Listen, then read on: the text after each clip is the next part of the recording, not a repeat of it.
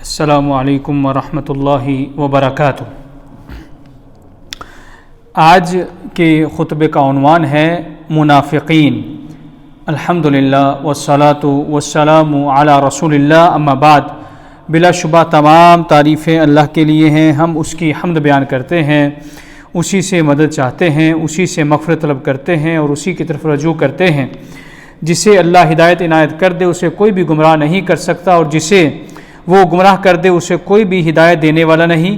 میں گواہی دیتا ہوں کہ اللہ کے علاوہ کوئی بھی معبود برحق نہیں، وہ یکتا ہے، اکیلا ہے، اس کا کوئی شریک نہیں۔ اور میں یہ بھی گواہی دیتا ہوں کہ جناب محمد رسول اللہ صلی اللہ علیہ وسلم اللہ تعالیٰ کے بندے اور اس کے آخری رسول ہیں۔ اللہ تعالیٰ پر، آپ کے آل پر اور تمام صحابہ کرام پر ڈھیروں درود و سلامتی نازل فرمائے۔ حمد و ثنا کے بعد اللہ سے اس طرح ڈرو جیسے ڈرنے کا حق ہے، اور مضبوط رسی کو تھام لو۔ فاتقوا اللہ یا اولی الالباب لعلکم تفلحون، لہذا اللہ سے ڈرو اے عقل والو تاکہ تم کامیاب ہو جاؤ۔ اے مسلمانوں، ہجرت سے پہلے لوگ یا تو کافر تھے یا مومن۔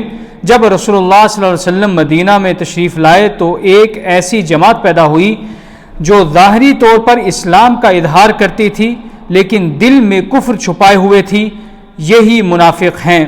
اللہ نے سورۃ البقرہ کے آغاز میں لوگوں کی اقسام بیان کی ہیں۔ مومنوں کے بارے میں 4 آیات، کافروں کے بارے میں 2 آیات اور منافقوں کے بارے میں 13 آیات۔ علماء فرماتے ہیں کہ ایسا ان کے کثرت اور ان کے فتنے کی شدت کی وجہ سے ہے کیونکہ اسلام کے لیے ان کی آزمائش بہت سخت ہے، اس لیے کہ وہ اسلام سے منسوب ہوتے ہیں لیکن حقیقت میں وہ اس کے دشمن ہیں۔ اللہ تعالیٰ ارشاد فرماتے ہیں ہم العدو فاحذرہم، یہی دشمن ہیں، ان سے بچو۔ اللہ نے منافقوں کے پردے چاک کر دیے اور ان کی صفات کو 300 سے زیادہ آیات میں بیان کیا تاکہ لوگ ان سے اور ان کی صفات سے محفوظ رہیں، حتیٰ کہ علامہ ابن قیم رحمہ اللہ نے ارشاد فرمایا کہ قریب تھا کہ قرآن مجید کا بیشتر حصہ ان منافقین کے بارے میں نازل ہوتا کیونکہ وہ زمین پر بہت زیادہ ہیں اور قبروں کے اندر بھی۔ منافقوں کی صفات میں سے ایک یہ ہے کہ وہ اپنی دشمنی کو علم اور اصلاح کے لبادے میں ظاہر کرتے ہیں، حالانکہ یہ جہالت اور فساد کی انتہا ہے، اور وہ دعویٰ کرتے ہیں کہ وہ اصلاح کر رہے ہیں۔ اللہ تعالیٰ ارشاد فرماتے ہیں الا انہم ہم المفسدون ولکن لا یشعرون، خبردار یہی فسادی ہیں لیکن وہ شعور نہیں رکھتے۔ منافقوں کی علامات میں سے یہ بھی ہے کہ وہ اہل علم اور اہل ایمان کی گھات میں رہتے ہیں، سنت اور قرآن کا مذاق اڑاتے ہیں۔ اللہ تعالیٰ ارشاد فرماتے ہیں وَإِذَا قِيلَ لَهُمْ آمِنُوا كَمَا آمَنَ النَّاسُ قَالُوا أَنُؤْمِنُ كَمَا آمَنَ السُّفَهَاءُ أَلَا إِنَّهُمْ ہم السفہاء ولکن لا یعلمون، اور جب ان سے کہا جاتا ہے ایمان لاؤ جیسے لوگ ایمان لائے تو وہ کہتے ہیں کیا ہم ایمان لائیں جیسے بے وقوف ایمان لائے؟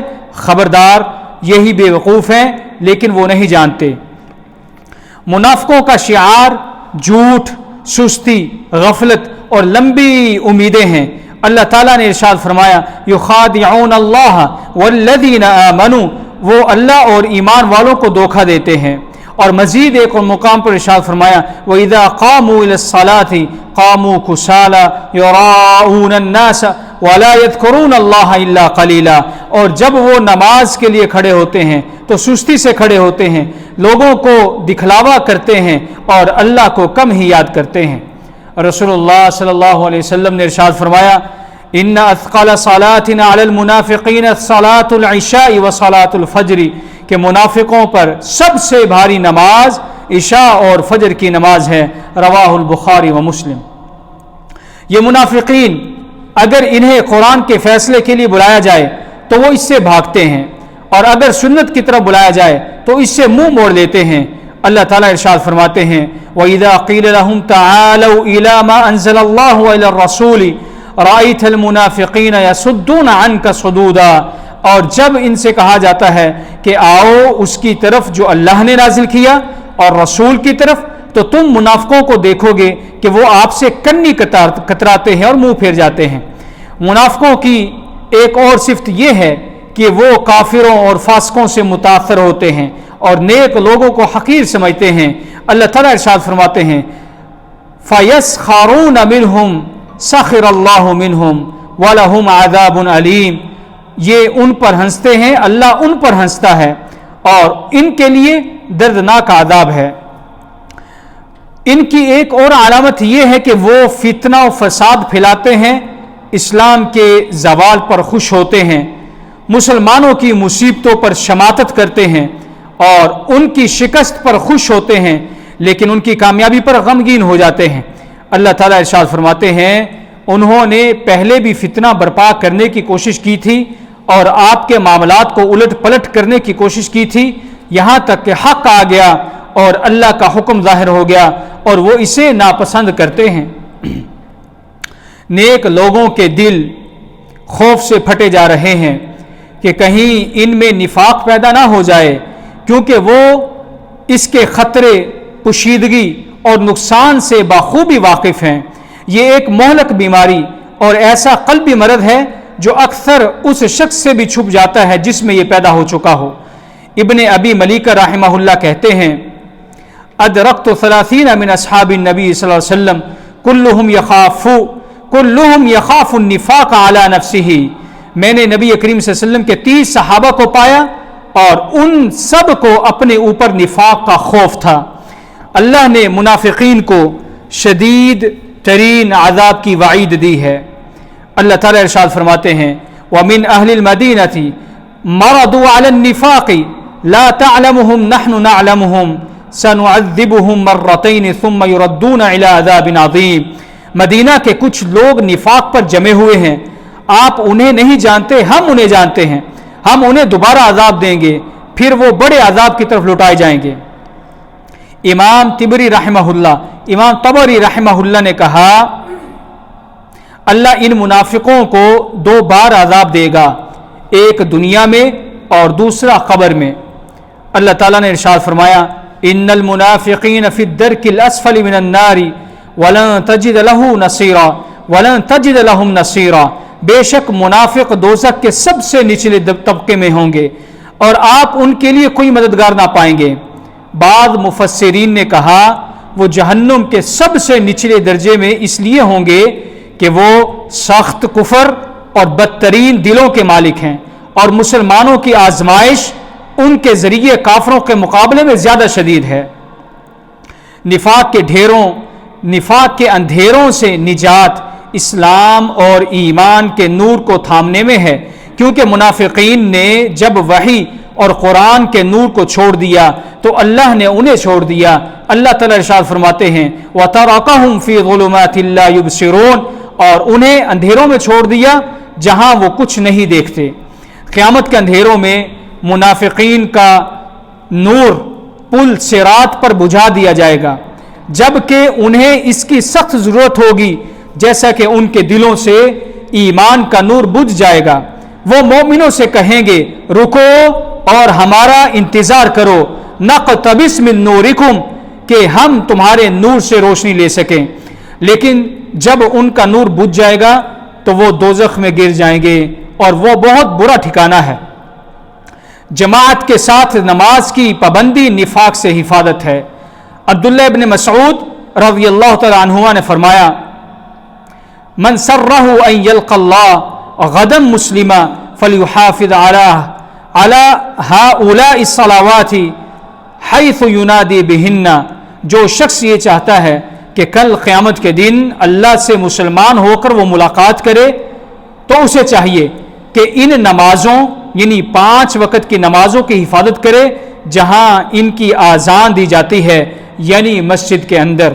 اور حضرت عبداللہ ابن مسعود رضی اللہ تعالی عنہما نے فرمایا وَلَقَدْ رَأَيْتُنَا وَمَا يَتَخَلَّفُ عَنَّا إِلَّا مُنَافِقٌ مَعْلُومُ النِّفَاقِ، ہم نے دیکھا کہ اس نماز سے صرف وہی شخص پیچھے رہتا تھا جو کھلا منافق ہوتا تھا، رواہ مسلم۔ نفاق سے بچاؤ میں دل کو شہوات اور شبہات سے محفوظ رکھنا، کان کو جھوٹی افواہیں سننے سے بچانا شامل ہے۔ دین کی غربت میں منافقوں کی حقیقت واضح ہوتی ہے اور ان کی شرارت مسلمانوں پر بڑھ جاتی ہے۔ اللہ تعالیٰ ارشاد فرماتے ہیں یبغونکم الفتنہ وفیکم سماعون لہم، وہ تمہارے لیے فتنہ چاہتے ہیں، وہ تم میں ایسے لوگ ہیں جو ان کی بات غور سے سنتے ہیں۔ مفسرین نے کہا اور تمہارے درمیان ایسے لوگ بھی ہیں جو ان منافقین کی باتیں سنتے ہیں اور ان کی تصدیق بھی کرتے ہیں، اور تمہارے درمیان ایسے بھی ہیں جو ان کے فرما بردار بھی ہیں، کیونکہ مسلمانوں میں ایک ایسا گروہ بھی ہے جو ان کی چالاکیوں سے دھوکہ کھا جاتا ہے۔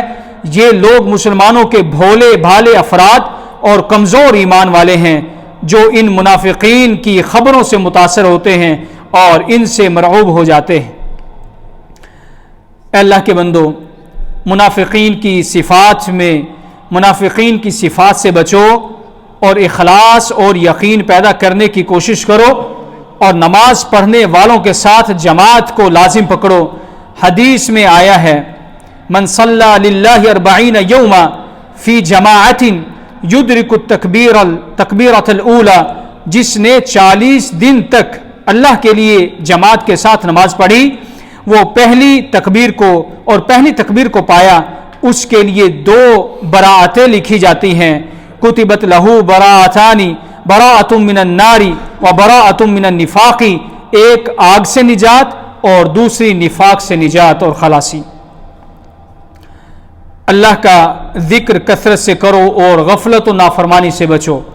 امام ابن قیم رحمہ اللہ ارشاد فرماتے ہیں نفاق کی نشانیوں میں سے ایک یہ ہے کہ اللہ کا ذکر کم کیا جائے، اور اللہ کا ذکر کثرت سے کرنا نفاق سے محفوظ رہنے کا ذریعہ ہے، کیونکہ اللہ عز و جل اس سے زیادہ قریب ہے کہ وہ کسی ذکر کرنے والے دل کو نفاق میں مبتلا کرے۔ بے شک یہ نفاق ان دلوں کے لیے ہے جو اللہ کے ذکر سے غافل ہو جاتے ہیں۔ سچائی اور دعا کو لازم پکڑو اور خوف و امید کے درمیان رہو۔ ایک شخص نے حضرت ابو درداء رضی اللہ عنہ کو نماز میں نفاق سے پناہ مانگتے ہوئے سنا۔ جب انہوں نے سلام پھیرا تو اس شخص نے پوچھا ما شأنک و شأن النفاق، آپ اور نفاق کا بھلا کیا تعلق؟ حضرت ابو درداء رضی اللہ عنہ نے فرمایا بلا سے بے خوف نہ ہو جاؤ، اللہ کی قسم انسان ایک لمحے میں آزمائش میں پڑتا ہے اور اپنے دین سے بھی پھر جاتا ہے۔ اے اللہ اسلام اور مسلمانوں کو عزت عطا فرما اور شرک اور مشرکین کو ذلت دے۔ اے اللہ اپنے خلفاء راشدین، ہدایت یافتہ اماموں ابوبکر، عمر، عثمان، علی رضوان اللہ اجمعین سے راضی ہو جا، اور باقی صحابہ کرام، تابعین اور ان کے نیک پیروکاروں پر قیامت تک راضی ہو جا۔ اے اللہ غم زدوں کی غم خوری فرما، مصیبت زدوں کی مشکلات کو دور فرما۔ اے اللہ ہمارے وطنوں کو امن کا گہوارہ بنا، اور ہمارے ائمہ اور حکمرانوں کو درست راہ دکھا، اور ہمارے حکمران اور ان کے ولی عہد کو اپنی پسندیدہ اور رضا کی راہ پر چلنے کی توفیق عطا فرما، اور ان کی رہنمائی تقوی اور نیکی پر فرما۔ اے اللہ تو ہی ہے، تیرے سوا کوئی معبود نہیں، تو غنی ہے، ہم فقیر ہیں، ہم پر بارش نازل فرما، ہمیں مایوس لوگوں میں نہ بنا۔ اے اللہ ہم تجھ سے بخشش مانگتے ہیں، بے شک تو بڑا بخشنے والا ہے، تو ہم پر آسمان سے موسلادھار بارش نازل فرما۔ اے اللہ کے بندو، ان اللہ یامر بالعدل والإحسان وایتاء ذی القربى وینہی عن الفحشاء والمنکر والبغی یعظکم لعلکم تذکرون۔ بلا شبہ اللہ انصاف کا، احسان کا، قرابت داروں کو دینے کا حکم دیتا ہے، اور بے حیائی، برائی اور ظلم سے منع کرتا ہے۔ وہ تمہیں نصیحت کرتا ہے تاکہ تم نصیحت حاصل کرو، پس اللہ کا ذکر کرو، وہ تمہیں یاد کرے گا، اور اس کی نعمتوں کا شکر ادا کرو، وہ تمہیں اور زیادہ دے گا۔ وَلَذِكْرُ اللَّهِ أَكْبَرُ وَاللَّهُ يَعْلَمُ مَا تَصْنَعُونَ، اور اللہ کا ذکر سب سے بڑا ذکر ہے، اور اللہ جانتا ہے جو کچھ تم کرتے ہو۔